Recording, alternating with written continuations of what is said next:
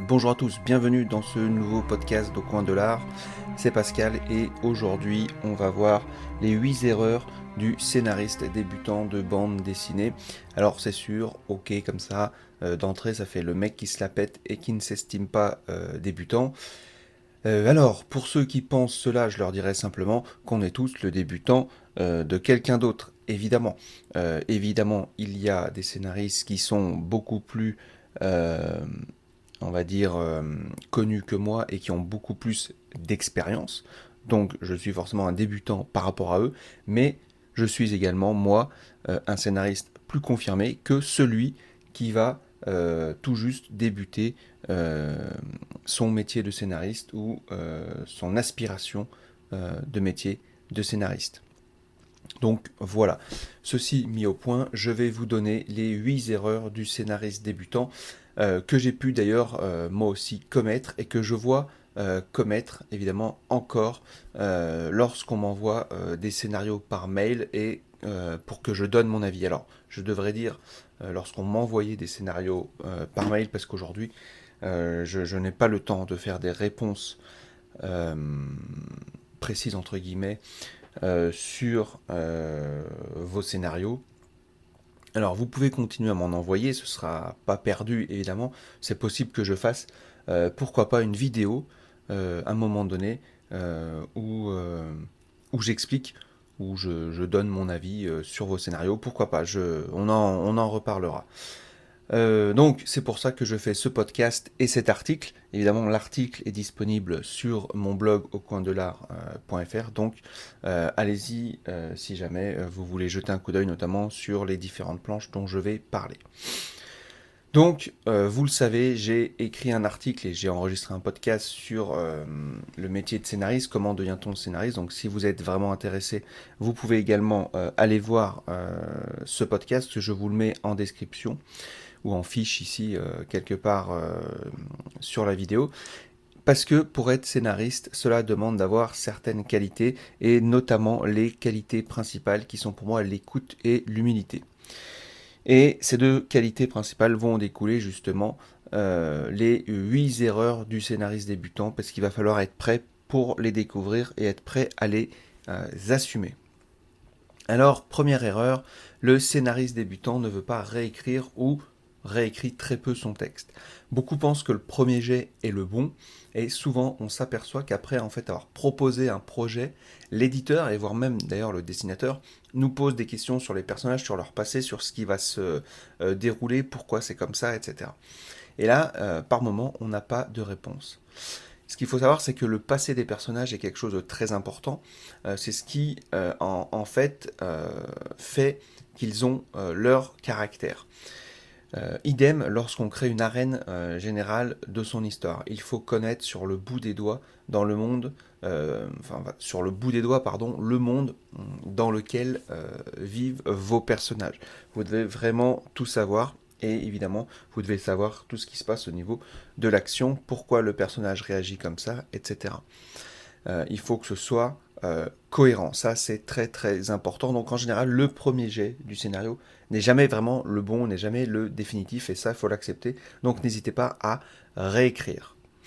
Deuxième erreur, le scénariste débutant croit que son scénario est le meilleur et qu'il va remporter immédiatement du succès. Alors il faut parfois des années de travail pour acquérir les techniques de base du scénario. C'est un métier difficile et c'est pour ça que vos premiers scénarios seront entre guillemets mauvais. Ne le prenez pas mal, mais ils seront moyens. D'ailleurs, que vous ayez des facilités ou pas, des bonnes idées ou pas.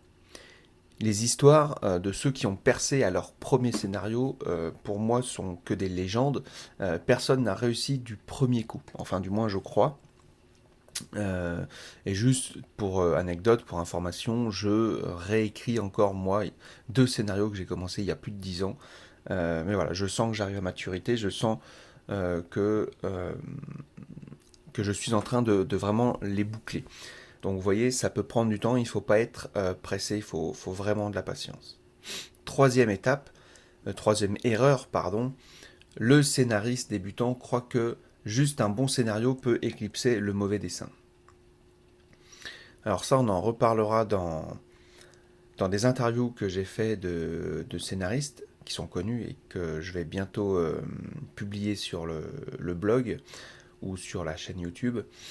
Donc, lorsqu'un scénariste débutant trouve un dessinateur qui accepte en fait de collaborer avec lui sur un projet, souvent il apporte peu d'importance à la valeur du dessin, en se disant de toute façon mon scénario est bon. Pourquoi en fait on a cette première on va dire réflexion, c'est parce qu'aujourd'hui il est difficile de trouver un bon dessinateur qui accepte de se lancer dans un projet sans rémunération. Et j'y reviendrai également dans un prochain article. Il y a encore pas mal de choses à dire là-dessus. Mais j'y reviendrai sur un prochain article sur la collaboration dessinateur-scénariste pour lancer un projet. Donc du coup, le scénariste, il est tellement content d'avoir trouvé un dessinateur qu'il va se satisfaire de peu de choses en termes de qualité graphique. Et ça, c'est une vraie erreur. Car un projet BD fonctionne comme un couple un petit peu en symbiose. Le scénario et le dessin doivent être très bons. Si je vous dis ça, c'est que quelques années avant, il m'est arrivé plusieurs fois d'avoir un retour personnalisé d'éditeurs qui me félicitait de mon scénario, mais que le dessin n'était pas à la hauteur. Et c'est pourquoi il ne faut pas hésiter à se tourner vers les dessinateurs qui ont de la bouteille et qui en font leur métier. En revanche, vous pouvez tout à fait vous entraîner avec d'autres dessinateurs amateurs, rien n'empêche l'échange, il n'y a pas de souci là-dessus. Mais je pense qu'il faut vraiment faire attention à la qualité graphique et au niveau du dessinateur. Et évidemment, le dessinateur, de son côté, c'est la même chose. Ceci dit, ce sera peut-être plus facile d'attirer l'œil avec un très bon dessin et un scénario moyen que l'inverse. Ça, je vous le garantis. Ceci dit, continuez à faire des collaborations au départ sans pour autant avoir une idée de projet. Ça permet à la technique, à votre technique, on va dire, de scénario de progresser. Alors, une petite anecdote, j'ai travaillé sur une petite histoire destinée à un recueil de bande dessinée, donc c'était à l'époque une bande dessinée amateur. C'était sur le site BDA, donc BD amateur. Je vous mets le lien dans la description. Et évidemment, il est sur l'article également. Et donc, j'ai collaboré avec le dessinateur James Christ. Un gars très très sympa. Je vous mets les planches sur le blog, d'accord. Donc n'hésitez pas à les voir. Les planches sont vraiment sympas. Et donc on a fait une petite histoire de 8-10 pages, je sais plus exactement. Et on s'est super bien entendu. Et on avait même d'ailleurs commencé un projet ensemble en vue d'édition. Je vous mets également les planches. Pour le coup, j'ai tout de suite vu, vous allez le voir sur les planches, que James, il avait un coup de crayon de qualité. Enfin, ça se voit, quand on connaît un petit peu, ça se voit. Et je sais même plus pourquoi le projet n'a pas continué. Je crois qu'on n'avait pas de temps, ou il avait plus le temps, ou je sais plus.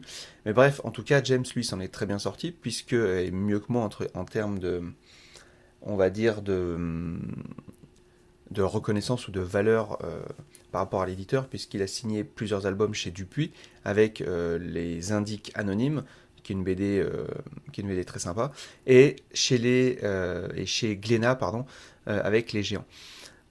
Donc vous voyez, son trait était déjà là, et il s'est encore plus amélioré depuis qu'il est chez Dupuis. Il s'est fait connaître avec Freddy Marteau, je crois, une BD donc, qui est sortie chez le même éditeur que moi, qui s'appelle Hill, et il s'est fait repérer là-dedans. Donc voilà. J'ai eu la chance, c'est que j'ai pu j'ai pu faire des projets avec mon scénario et un bon dessinateur. Et si je remonte encore ces planches, il y a peut-être moyen qu'on continue le projet. Je ne sais pas encore, évidemment. Faudrait que je lui en parle. Mais voilà, donc c'est pour ça que c'est très très important d'avoir un bon niveau de scénario et un bon dessinateur, et je dirais même un meilleur dessinateur que le scénario si jamais. Donc, si vraiment vous avez envie de vous faire repérer, choisissez vraiment un dessinateur qui a du talent. Quatrième erreur, les scénaristes débutants n'acceptent pas la critique. Alors c'est évident, tout le monde préfère avoir des compliments, mais trop souvent le débutant prend cela pour lui et il se braque, et du coup il ne se remet pas en question. Autant certaines critiques évidemment ne sont pas constructives, mais la plupart le sont et reflètent un peu les manques de la planche ou de l'histoire. Donc après c'est à vous de faire le tri pour avancer. Je ferai également un prochain article sur la façon de gérer les critiques, parce qu'il y a une façon de gérer les critiques si on ne veut pas être touché, si on ne veut pas se retrouver à terre et au fond du trou à chaque fois. qu'il y a une critique. Ok, voilà. Donc la 5e erreur, le scénariste débutant oublie l'horloge dramatique. Alors là, on reste sur une base, on va dire, sur une technique du scénario. La première règle est de clouer le lecteur sur son siège. Il faut qu'il stresse pour les personnages. Et très souvent, les jeunes auteurs se laissent déborder par l'inertie de leur histoire et oublient de créer des tensions en fait entre les personnages. Et du coup, ils laissent dériver les moments de tension. Et le lecteur se moque alors de ce qui peut se passer pour les personnages. Il est dans ce cas, on va dire, intéressant d'avoir des intrigues secondaires. Un petit peu comme dans les soap opéras, Les Feux de l'amour, Dallas, Sunset Beach, etc. Alors oui, j'ai vraiment cité Les Feux de l'amour dans ce podcast. En fait, ce que je veux dire par là, c'est que plus votre intrigue principale... en fait, c'est que en plus de votre intrigue principale qui va tenir le spectateur en haleine, il est toujours intéressant de tisser des intrigues secondaires afin d'avoir un scénario ce qu'on appelle le plus organique possible. Et je vous invite vraiment à lire l'anatomie du scénario de John Truby, j'avais oublié le nom. C'est vraiment top. Mais évidemment, il n'y a pas que les soap opéras. Alors moi, c'est un style que j'adore, les soap opéras, mais je peux vous citer évidemment des séries connues comme Game of Thrones, Suits, Viking, Absentia, etc. Il y a à chaque fois une intrigue principale et des intrigues secondaires qui viennent se tisser comme ça tout au long de la série et qui rendent le personnage intéressant et qui rendent encore plus l'histoire intéressante et encore plus addict. Voilà, donc vraiment ça c'est très très important de ne pas oublier l'horloge dramatique. La 6e erreur du scénariste débutant, c'est qu'il crée des personnages clichés. Alors ça c'est possible, il n'y a pas que les débutants d'ailleurs, hein, mais les personnages sont souvent sans réel objectif, passifs ou sous-développés. D'où ma remarque numéro 1 sur réécrire l'histoire le plus souvent. On peut évidemment avoir un personnage cliché, mais il faut qu'il soit béton au niveau de l'histoire de ce personnage. Il faut vraiment que ce soit béton. Il faut que ce soit béton à ce niveau-là. Il faut aussi que les alliés du personnage soient assez complexes, que le méchant ne soit pas seulement méchant, sinon le lecteur il ne porte aucun intérêt au personnage et n'arrive pas à s'y attacher. Ça c'est hyper important à comprendre. Faire des fiches personnages est vraiment important pour gérer votre histoire et surtout s'imprégner de l'ambiance pour l'intégrer dans votre récit. Plus votre histoire sera précise, plus le caractère de vos personnages vont ressortir facilement. Je vous mets également un lien si vous voulez télécharger des fiches personnages que moi je crée. Vous pouvez les télécharger, donc je vous le mets dans la description et je vous mets un lien dans l'article. 7e erreur, le scénariste débutant néglige la structure et les dialogues. Alors il ne s'agit pas de se jeter corps et âme dans l'écriture de dialogues, de scènes d'action pour le plaisir, sans se préoccuper de savoir si celles-ci s'intègrent dans la structure ou à leur genre. Chez le débutant, en fait, trop de dialogues sont inutiles, trop de scènes s'intègrent mal dans le genre. Alors, j'ai parlé de soap opéra juste avant. Des fois, les soap opéras, mais c'est le style vraiment qui veut ça, on a une redondance de dialogue qu'on pourrait faire sauter, qui pourrait faire avancer l'histoire beaucoup plus vite. Mais c'est ce qui fait le charme des soap opéras. Donc, il s'agit vraiment, en fait, de faire comprendre au lecteur de par le dessin ou en donnant des bribes d'informations ce qui se passe sans traîner en longueur. C'est pour ça que c'est compliqué de faire du soap opéra en bande dessinée. Mais par exemple, pour lancer son intrigue, il ne faudrait pas dépasser 3 pages. En tout cas, c'est ce que je préconise. S'il y a beaucoup d'informations à donner au lecteur parce que votre histoire est complexe, essayez de classer ces infos par ordre d'importance et de les donner en fait au fur et à mesure, soit par des dialogues, soit par le dessin, ou soit par, on va dire, le dessin, on va dire, de décor général et l'attitude aussi des personnages. Ça, c'est vraiment important. Il ne faut pas qu'il y ait trop de dialogue, il ne faut pas non plus qu'il n'y en ait pas.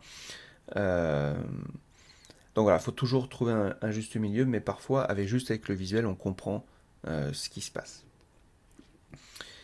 8e et dernière erreur, on va dire les erreurs principales que j'ai pu lister, le scénariste débutant n'a pas une écriture visuelle. Donc ça rejoint un petit peu ce que je viens de dire à l'instant. Donc un très bon scénario est un scénario que vous pouvez visualiser. Les scénaristes pros écrivent en images avec des mots. Dans la BD, c'est hyper important. Et là, je vous ramène un peu aux fondamentaux du découpage d'une planche. Et je ferai un article également spécialement dessus. Mais vous pouvez déjà vous rendre donc, sur mon article ou sur le podcast les étapes d'une planche de BD. Quoique je ne sais pas si j'ai fait un podcast là-dessus, mais en tout cas, il y a l'article, ça c'est sûr. Donc, pareil, le lien est dans la description. Voilà ce que je pouvais vous dire. Voici les premières choses pour conclure qui me viennent donc à l'esprit. Pour ma part, évidemment, j'ai commis pas mal d'erreurs de ce type au début. Et après, il faut rencontrer des personnes du métier qui donnent quelques tuyaux. Il faut également s'informer, il faut se documenter. N'hésitez pas, vraiment, n'hésitez pas. Aujourd'hui, avec YouTube, il y a vraiment énormément, YouTube, enfin Internet en général, il y a vraiment beaucoup d'informations à glaner. Donc moi, si de mon côté, si je n'avais pas fait toute cette remise en question, si j'avais pas, on va dire, pensé que tous les éditeurs étaient tous des salauds et qu'ils n'y connaissaient rien, alors j'aurais jamais pu avancer et avoir un album en préparation. Et j'aurais jamais pu en sortir évidemment les trois albums, donc Neo Atomicus, Magician et Strip Poker. Les deux premiers, donc Neo Atomicus, il y a une suite qui est en train de... Enfin, c'est pas une suite, mais un deuxième album qui est en train de se faire. Je vous en parlerai également dans le blog. Magician, c'est pareil. Donc voilà, donc c'est vraiment important de se remettre en question. Et si je ne l'avais pas fait, j'aurais peut-être jamais sorti des albums, ou en tout cas pas des premiers albums de cette qualité-là, même si évidemment il y a des choses à revoir, je ne dis pas le contraire. Il y a peut-être des choses que je changerais aujourd'hui dans le scénario, par exemple, de Neo Atomicus. Mais bon, c'est pas grave. Il faut se remettre en question, ne pas hésiter et continuer à travailler. Voilà. Donc je sais bien qu'en général, que lorsqu'on écrit son histoire, on met ses tripes dedans, que recevoir des critiques négatives, évidemment, ça fait très mal à l'ego notamment, et il faudra apprendre à les gérer. Je vous donnerai quelques astuces que j'utilise moi prochainement. Donc entraînez-vous également avec des dessinateurs, même s'il n'y a pas d'édition au bout. Moi je le fais encore des fois sur des petits projets comme ça, et ça m'aide à progresser plus vite. Donc vraiment, remettez-vous en question en permanence, respectez les règles fondamentales du scénario, ça devrait le faire. Voilà, donc moi je vous souhaite bon courage, n'hésitez pas à me faire un retour là-dessus et à me dire ce que vous en pensez et si vous faites ces 8 erreurs du scénariste débutant ou est-ce que vous les avez déjà fait. Voilà pour ce podcast, n'hésitez pas à vous inscrire à la newsletter, d'accord, pour avoir des conseils, des astuces sur la bande dessinée. Donc je partage évidemment mon expérience pour vous aider. Donc si vous voulez vous améliorer, avoir quelques conseils, des retours d'expérience, etc., n'hésitez pas à vous inscrire dans la newsletter. Le lien est dans la description et sur mon blog, enfin bref, voilà. Il est un peu partout, donc n'hésitez pas, ça fait toujours plaisir de voir des inscrits, ça fait toujours plaisir de pouvoir aider les autres. N'hésitez pas également à liker, à vous abonner à cette vidéo, à vous abonner à la chaîne, c'est toujours agréable. Voilà, moi je vous dis à très bientôt pour un prochain podcast. Ciao.